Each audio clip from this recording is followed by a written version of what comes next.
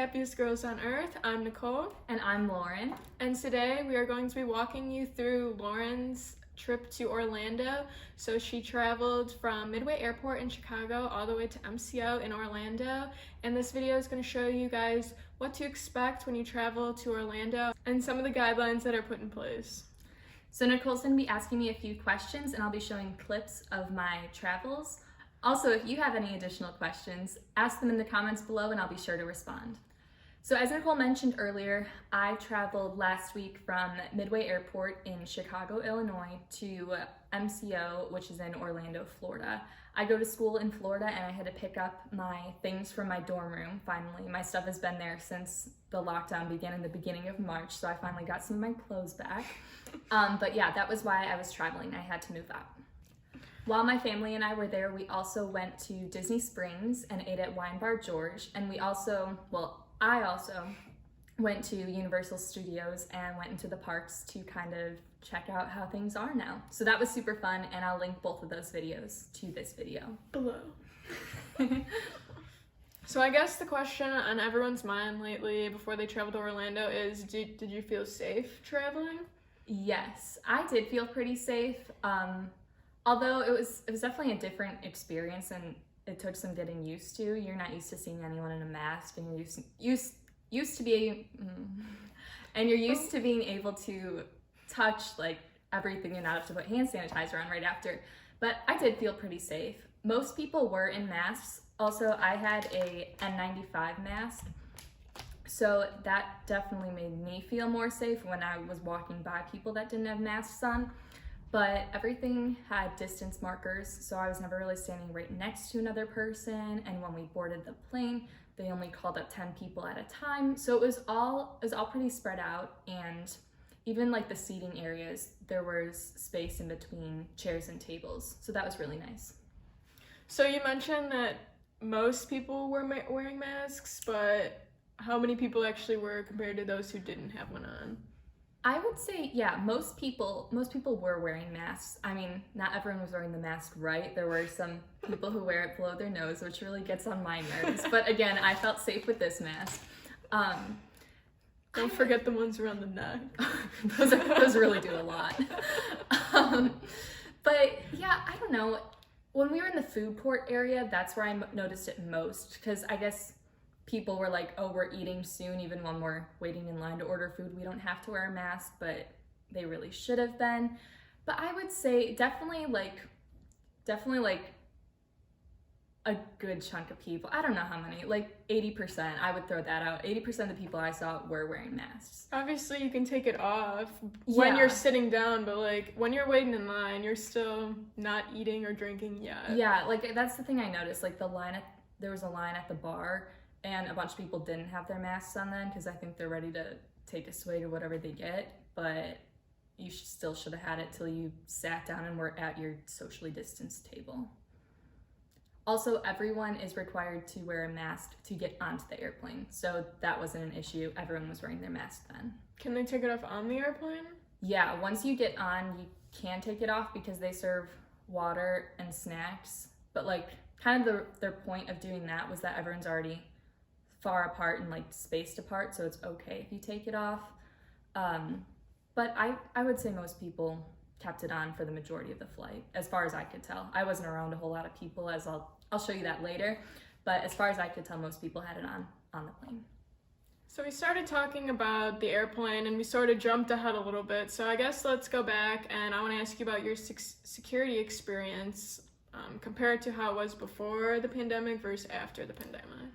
Well, kind of as I said before, everything was pretty spaced out. I flew Southwest, and initially, like, I'll talk about like the whole experience before we got to our gate and stuff, which ties into security. But as soon as we got there and got dropped off, usually there's like, outside of Midway, huge, it's a hub for Southwest, so there's always a bunch of people, and it's so busy, but there were like no cars driving up. It was the weirdest thing. Like, it's never like that. Usually everyone's like yelling at each other and there's honking everywhere because there's so many people, but no one was there. And then we got in to check our bags at like the little kiosks. They're still spaced apart as it was, and it just overall wasn't very busy, so nothing was really different there. But the people, like when you had to drop your bag off that you were checking, the people behind the counter would just call you up. You weren't like just walking wherever you wanted, kind of. There was more of a flow.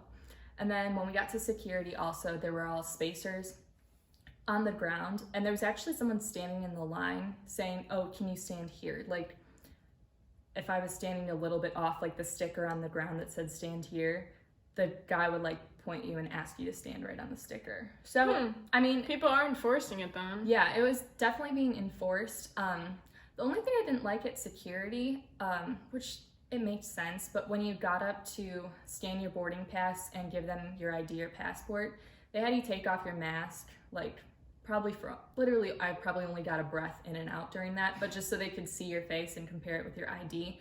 And you also had to hand them your ID. And yeah, they were wearing gloves, but just think of like... It's cross-contamination right there. Yeah, all the IDs they were touching, so... They do have to though, but...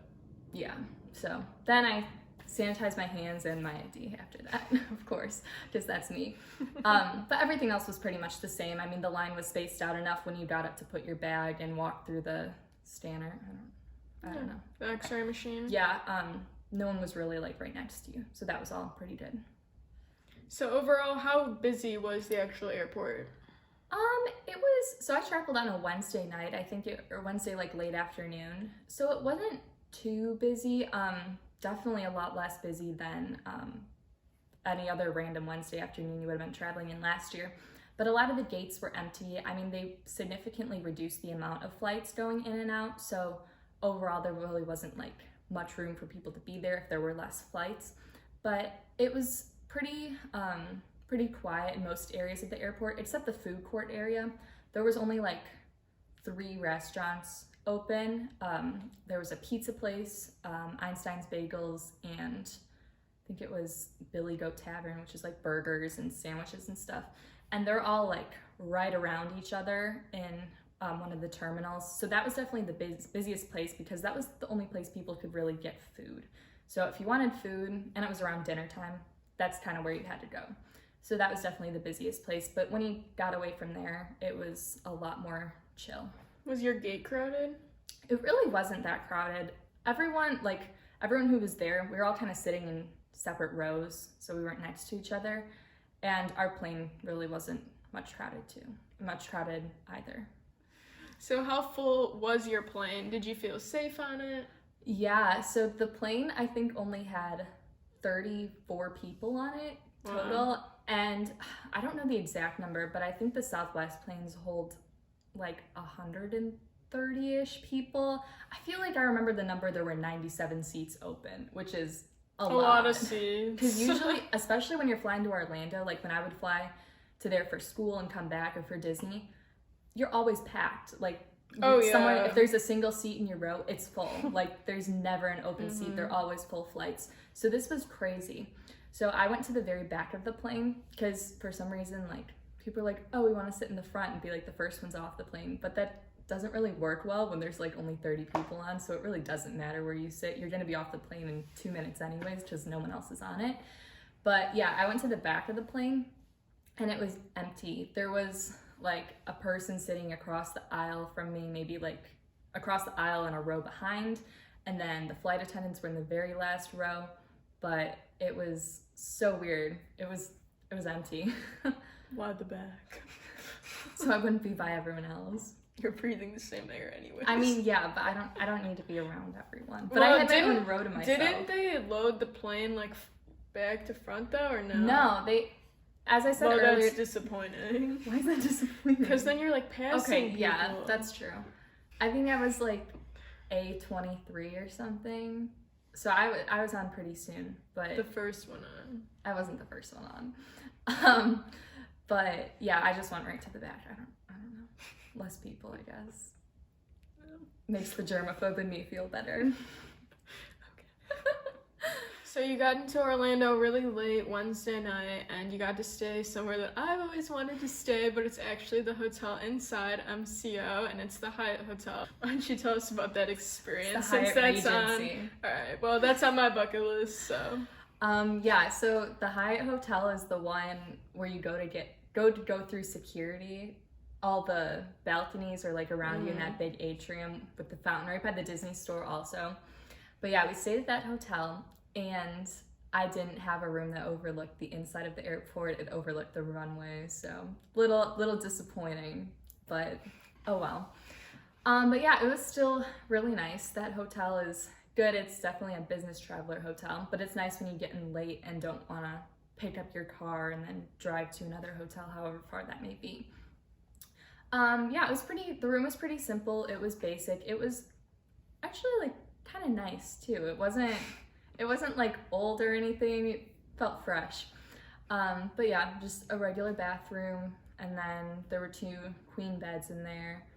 And they also gave you earplugs because you're right by the runway. So if you... That's an interesting touch. Yeah, if you wake up, easily from the planes taking off. Although there weren't many planes taking off because less flights. But yeah, they had that as well. But overall, it was really nice. And it was just a quick in at night, out right away in the morning. But I enjoyed it.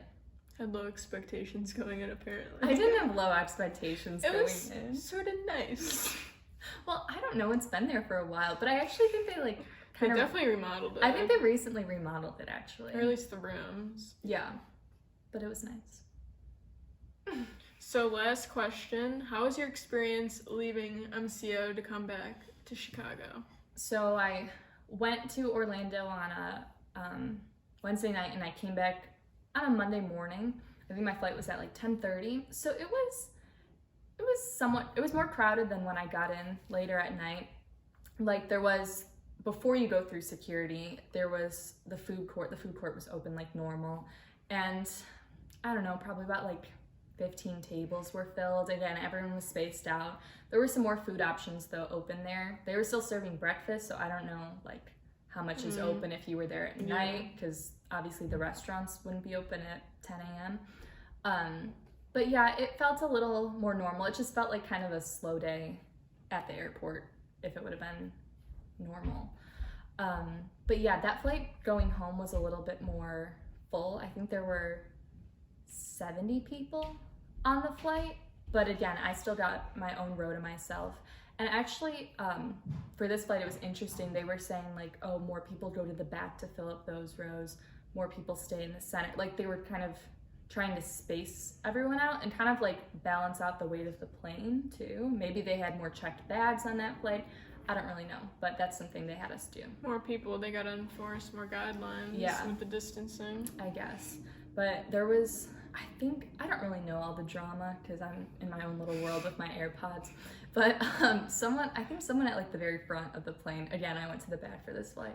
Someone at the front of the plane was being rude to one of the flight attendants and like didn't want to put her mask on and was, I don't know, being really rude. But then when we got off the plane, like there was security waiting for her outside of the gate back in Chicago. So I don't know all the details on that, but So is it required or not to work? So it's required to get on, like you need to have one, but if you wanted to take it off to get a drink of water, eat your food, eat but then it has to go right back on. But it has to go on, yeah, that's pretty So much she's it. arguing about... I don't know. I don't know. Your best guess. I was watching The Mandalorian. Which is good. Nice. Thank you guys so much for watching. I hope you learned a little bit about Lauren's experience traveling, and I hope that you guys know going in when traveling to Orlando a little bit more about the safety guidelines and what to expect. Ask any questions too. I will definitely answer them. So thank you guys so much for watching. Make sure to subscribe down below, turn on that little notification bell, and we'll see you next Monday. Bye!